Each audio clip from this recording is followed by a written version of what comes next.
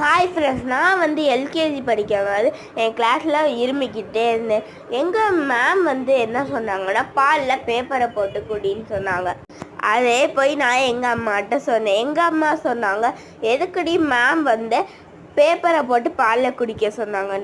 இல்லைம்மா, கிளாஸில் இருமலாம் வந்துச்சு, அதனால சொன்னாங்கன்னு சொன்னேன்.